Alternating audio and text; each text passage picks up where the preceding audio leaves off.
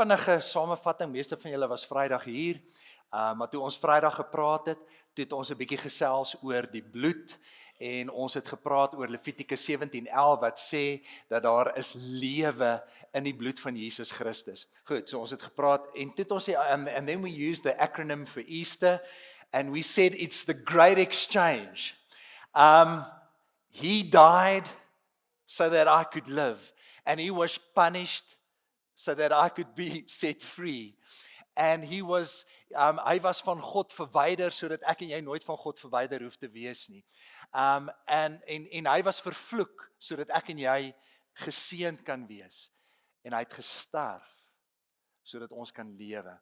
En hy word in ons plek, word hy as 'n sondaar behandel. En dan het ons vir mekaar gesê, without the blood there is no access to God. Jy kan nie sonder die bloed toegang kry tot ons hemelse Vader nie. Adam en Eva het dit, nadat hulle gesondig het, was die eerste ding wat gebeur het, 'n dier moes sterf, en daar moes bloed vloei. Kain en Abel het 'n offer gebring, die een se offer was aanvaar, die een wat 'n offer gebring het, waar daar bloed gevloei het, en so het hulle toegang, so kry ons toegang tot God. As jy dink aan Kain en Abel, die een se offer is aanvaar, en die ander een se is nie aanvaar nie, en dis alleenlik deur die bloed van Jesus Christus, wat ons toegang kry, that we get access to our Heavenly Father. En dan het ons gepraat oor, it's the Passover. The angel of death passed over the Israelites, and he passed over the houses where he saw the blood. And it brought safety. Dit bring beskerming vir jou en vir my. And then we said, we become part of God's family. Ons is nie langer slawe nie, ons is nie langer ouens wat die dood verdien en die hel verdien nie. We are sons and daughters of the Most High through the blood of Jesus. So we become family, and then we said the blood also restores. So that's what we talked about Friday. So just a quick recap. And just one verse, and it's such a special verse for me, 2 Corinthians 5:21, that says, He made him who knew no sin to be sin on our behalf, so that we might become the righteousness of God in him. Ek moet sê, ek dink hierdie is, vir hierdie week is dit my gunsteling vers in die Bybel. Ek is mal oor hierdie vers wat sê, God made him who didn't have and wasn't any sin, didn't have any sin. He became sin so that we could become the righteousness of God in Christ. Goed, vandag gaan ons net so 'n stukkie lees, en julle ken almal die geskiedenis, 'n langerige stukkie uit Lukas 24 uit, en dan 3 vinnige kort gedagtes daar rondom. That very day, dis op die opstandingssondag, dis op die Sondag wat Jesus opgestaan het, 2 of them were going to a village named Emmaus, about 7 miles from Jerusalem. If you've been in Jerusalem, Jerusalem is high up in the mountains, and in Emmaus is so 11 na 15 kilometer onder, half amper in die vallei, is dit van Jerusalem af. So daar's twee van die Here se kinders, en hulle is besig om van daar bo in die berge in Jerusalem, is hulle besig om af te stap daar na Emmaus toe.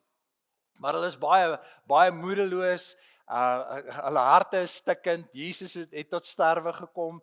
Die drome wat hulle gehad het, hulle het almal gedink Jesus gaan 'n politieke leier wees. Jesus gaan nou vir eens en vir altyd die Romeine op hulle plek sit en Israel bevry, en so hulle het nie heeltemal verstaan dat dit 'n geestelike koninkryk is en wat later 'n fisiese koninkryk sal word nie. And they were talking with each other about all these things that had happened. And while they were talking and discussing together, Jesus himself drew near and went with them. But their eyes were kept from recognizing him.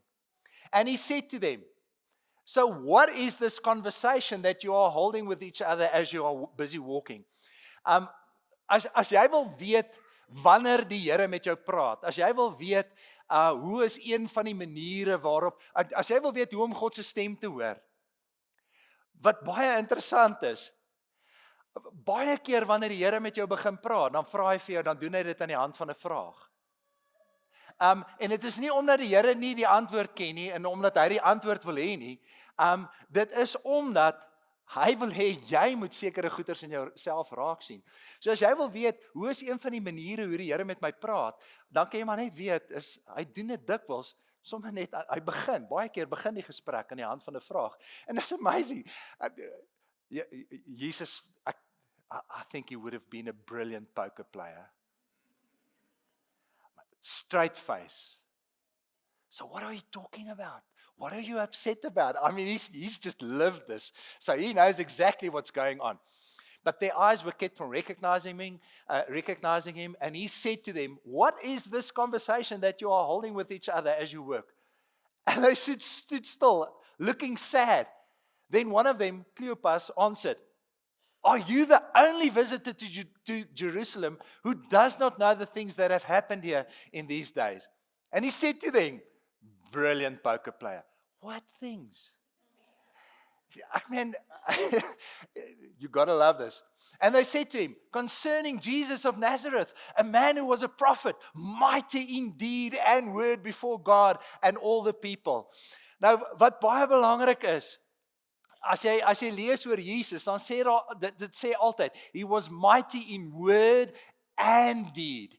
En dit is so belangrik, en die Here is besig om ons as gemeente te skuif. Ons moenie net 'n gemeente wees wat kragtig is in die woord, en in die woord sing, en in lofprysing nie, maar ons moet ook kragtig wees in ons dade. He was mighty in word and deed, in the supernatural. En ons het vir mekaar so 'n paar weke terug gesê, toe ons gepraat het, net so terloops. Wie van julle het nie die preek gehoor die volgende hoofstuk nie? Steek gou die hande op, want daar was klomp van julle wat nie daai dag. Steek gou, nee, hardop. Ek gaan op niemand. Tommy, lekker om jou weer te sien. Ek's bly jy's hier. Ek wil sommer net vir julle vra. Ek wil net vir julle vra, die van julle wat nie na daai preek geluister het nie. Dis regtig vir my baie belangrik. Gaan op YouTube in. Dit is op die YouTube Kerk se YouTube kanaal. En dan wil ek groot asseblief vra dat julle asseblief na daai preek gaan luister. Want baie van wat ons vorentoe gaan doen in die gemeente gaan gebou wees rondom dit wat ons daar gesê het. Okay, but Jesus was mighty in word and deed. And how the chief of our priests and rulers delivered him up to be condemned to death and crucified him. But we had hoped that he was the one to redeem Israel. So hulle het 'n politieke leier het hulle verwag. Yes, and besides all this, it is now the third day since these things have happened. Moreover, some women of our company amazed us. Die vrouens hou aan om ons te verstom.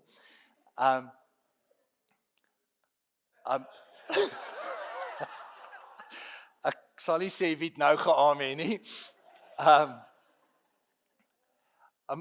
Party van die vertaling sê die vrouens het hulle ontstel, maar ons sal nou niks verder sê nie. They were at the tomb early in the morning, and when they did not find his body, they came back saying that they had even seen a vision of angels who said he was alive. Nou waar op dese aarde het jy nou al ooit van so 'n belaglike ding gehoor? And some of those who were with us went to the tomb and found it just as the women had said, but they did not see him. And he said to them, O foolish ones, and slow of heart to believe all that the prophets have spoken. Was it not necessary that the Christ should suffer all these things and enter into his glory? And beginning with Moses and all the prophets, he interpreted to them all the scriptures, the things concerning himself.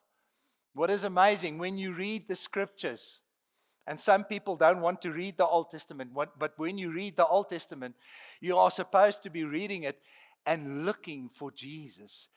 Looking for the symbolism, looking for the types, vir die typologie, want Jesus skryf vir ons weg daar tussen die psalms en tussen die profete en selfs in die wet word daar verwys na Jesus. So they drew near to the village to which they were going, and he acted as if he was going further. Yes, Jesus moes 'n wonderlike akteur gewees het. Maak asof hy nie weet waaroor dit gaan nie. Nee, ek wil aanstap. But they urged him strongly, saying, "Stay with us, for it's toward evening, and the day is now far spent." So he went in to stay with them. When he was at the table with them, he took the bread and blessed it and broke it and gave it to them. And their eyes were opened and they recognized him. And he vanished from their sight. And they said to each other, "Did not our hearts burn within us while he talked to us on the road, while he opened to us the scriptures?" And they rose that very same hour and returned to Jerusalem. Ek het nou vir julle gesê, as jy Israel in die geografie ken, Alles hier onder in 'n vallei. Dis 11 na 15 kilometer wat jy nou op in die berge moet instap. Dis aand, maar hierdie ouens is so opgewonde oor wat hulle gesien het en wat hulle ontdek het. Dis gevaarlik, dis nag, dit is 'n moeilike reis om aan te pak, maar net daar los hulle goed en hulle hardloop terug na Jerusalem toe en hulle gaan soek die disippels om vir hulle te sê, "Boys, ons het hom gesien. Hy leef."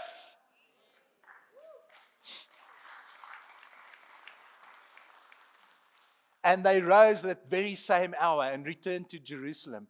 And they found the 11 and those who with them gathered with them and saying, "The Lord has risen indeed, and he has appeared to Simon." And then they told us what had happened on the road and how he was known to them in the breaking of the bread. Daar's 3 vinnige gedagtes wat ek met julle wil deel. Jesus kom leer vir ons hier, anker jouself in die woord. Jesus teaches us in this instance that we need to anchor ourselves in the word. We need to believe, we need to anchor ourselves in the scriptures. We need to read the scriptures, know the scriptures, but most importantly, believe the scriptures. Nou hoorie, ek wil vir julle sê, as jy hierdie Bybel vat en jy maak hom oop, voor jy hom oopmaak, moet jy 'n besluit maak en sê, ek gaan elke liewe ding glo wat hierdie woord vir my sê. As jy soek vir 'n sleutel om die woord te verstaan, dat die woord vir jou betekenis het, dan moet jy voor die tyd besluit, voor jy hom oopmaak, voor jy hom begin lees, dan sê vir jouself, ek gaan elke ding glo wat in hierdie woord staan. Van Maria, die angel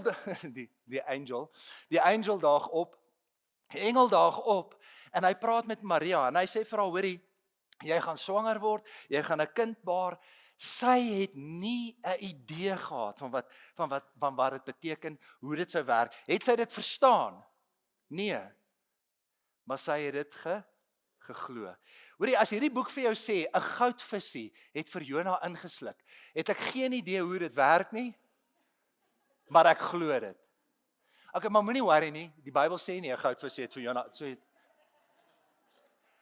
Dis baie belangrik dat voor jy hierdie woord oopmaak, dat jy kies om te glo wat hierdie woord sê. About who you are, what your identity is, what your possibilities is, what Jesus has done for you, what he can do for you, and what he wants to do in and through you. You have to believe this word. And now, it's just mind-blowing. The biggest victory in the history of humankind, the biggest victory has just been won. And where do we find Jesus? Hy loop 'n stowwerige paadjie agter die skerms waar niemand hom sien, waar niemand van hom weet nie, en hy loop daar met twee disippels. Hulle is nie eers vername ouens nie. He didn't choose to reveal himself to Herod.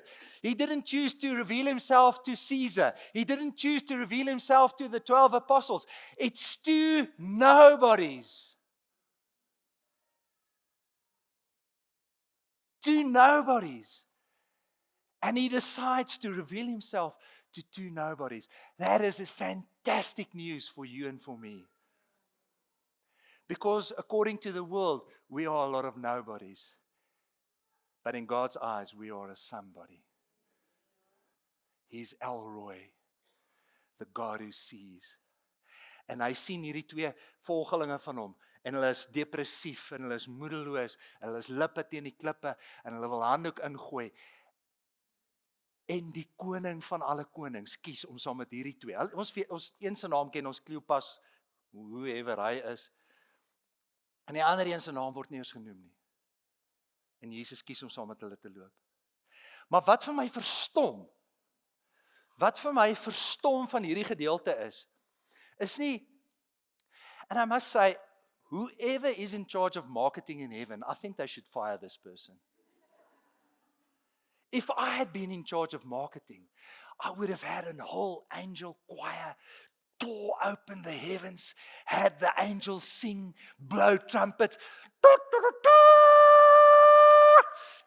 and then I would show Jesus to them. That's what I would have done. And everybody would have believed. But it doesn't do that. Wat vir my verstom van hierdie gedeelte? Wat vir my verstom van hierdie gedeelte is, dis twee nobodies op 'n stofpraatjie op die belangrikste oggend in ons geloof en in ons verhouding met die Here, en Jesus stap saam met hulle en hy daag hier daarop en hy sê, tada! Hier's ek! Waarom is julle so hartseer? Check, check, check. Sit jou vinger daarin. En dis nie hy doen nie dit nie. Hy so of. Hy stap saam met hulle. Waar is julle so hartseer? Weet jy nie van Jesus van Nasaret nie? Nee. Wat het gebeur?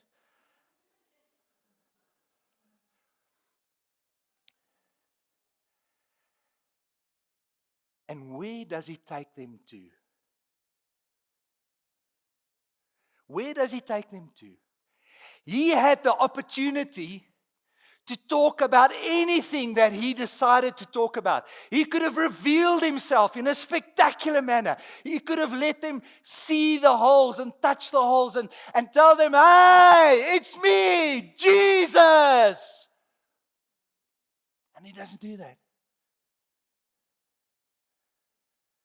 What does he talk about? He takes them where? He takes them to the law of Moses and he shows them Messiah. And he takes them to the Psalms and he shows them the Messiah. And he takes them to the prophets and he shows them what? The Messiah. Blackaby and King said, truth revealed is an encounter with God. Jesus het die geleentheid gehad om met hulle oor enige iets onder die son te praat. Waaroor praat hy met hulle? Hy praat met hulle oor die woord. He anchors them in the word because he knew it's going to be 50 days, then he's going to heaven. En hy sit nie daar in 'n hangmat en hy doen niks en hy tree vir ons in. Hy is ons advokaat, dat wanneer ek droog maak en wanneer Eloise dit mis, dan sê hy, Vader, hoorie, verskoon asseblief vir Eloise, die koppie raas 'n bietjie, maar ek sal aanhou met haar werk. So where does he anchor them? He anchors them in the Word. And because he anchored them in the Word, they had something to hold on to when he left. And when you have truth revealed to you by the Spirit, you have an encounter with Jesus. Nou as Jesus na sy opstanding, na sy volgelinge toe kom en sê, anker julleself in die woord, hoeveel te meer moet ek en jy dit doen? Nou wil ek vir jou vra,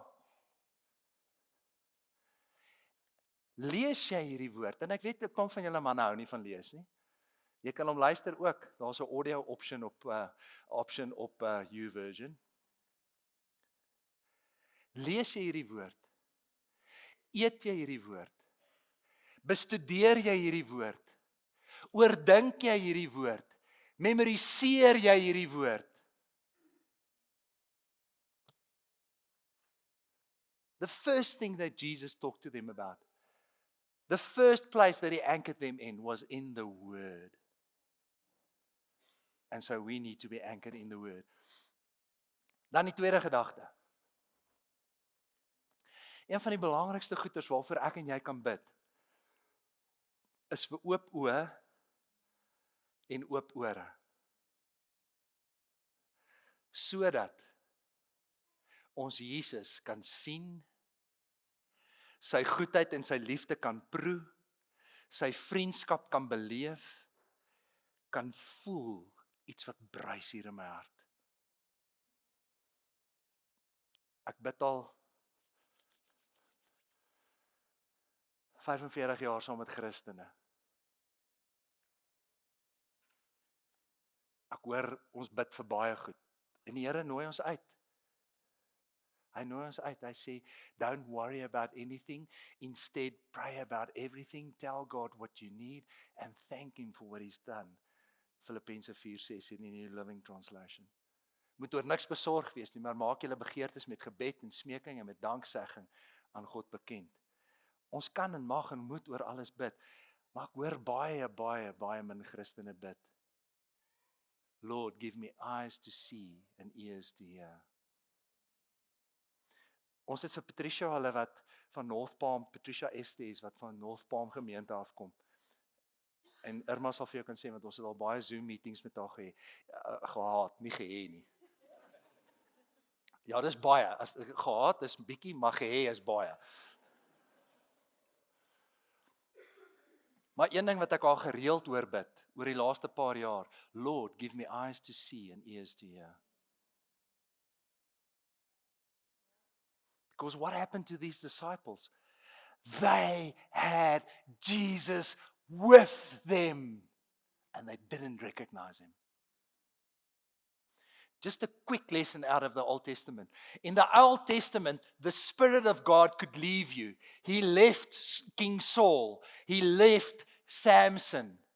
But when we get to the new covenant, the Word tells us that we will have the Spirit that abides, the Spirit that will be with us forever. Die woord kom sê vir ons, waar 2 of meer in sy naam by mekaar is, daar is ek in julle midde. Soos wat julle hier sit op hierdie oomblik, ons is definitief meer as 2.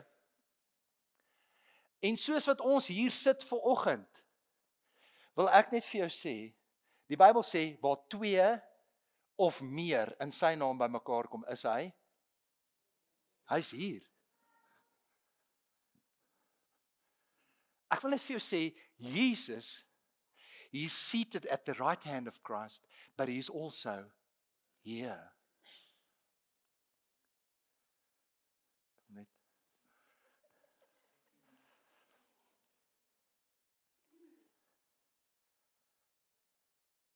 Jy sit dalk hier, jy huil nie op die oomblik nie, jy is nie hoendervleis van bo tot onder nie, jy slat nie neer hier op die grond, die Here is hier nie. He's here. He's here. And we don't have to worship just now until He comes down. Because we worship and we worship and we work up the music and work up the music. And then at a stage, hy het nie dan opgedaag nie, hy is van die begin af hier. He is the Spirit that abides. But we need to pray for open eyes and open ears. There's 3 things that Jesus did. He anchored them in the scriptures. By implikasie moedig hy ons aan om te bid vir oop oë en oop ore en 'n oop verstand. Net so rukkie later kom Jesus daar, in dieselfde Lukas 24, daag hy op by die disippels daar in Jerusalem. En almal is daar behalwe Thomas. Want Thomas dink hierdie is 'n pot nonsens. Hy was seker soos 'n tiener in die huis.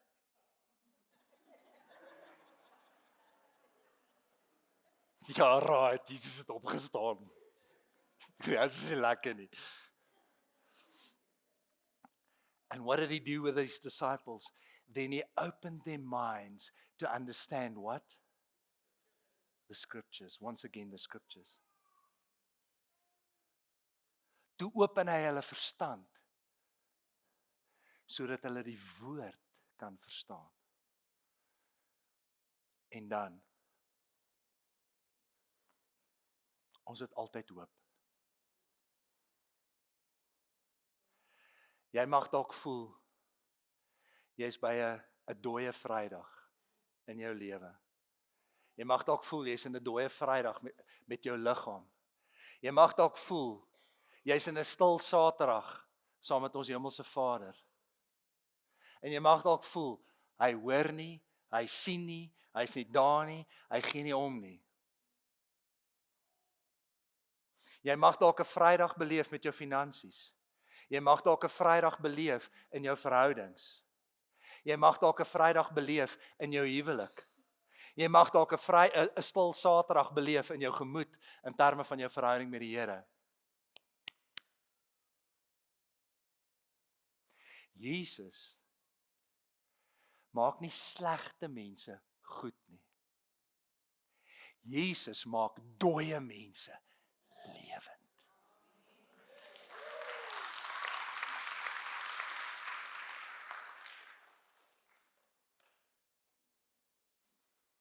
Jy staan dalk voor die Rooi See. Farao se soldate is op jou spoor en hulle kyk na jou en hulle wil vir jou sê, jy is in jou kanon, papi.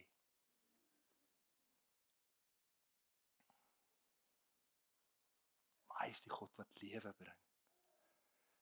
Hy is die God wat groei bring. Hy is die God wat deurbrake bring.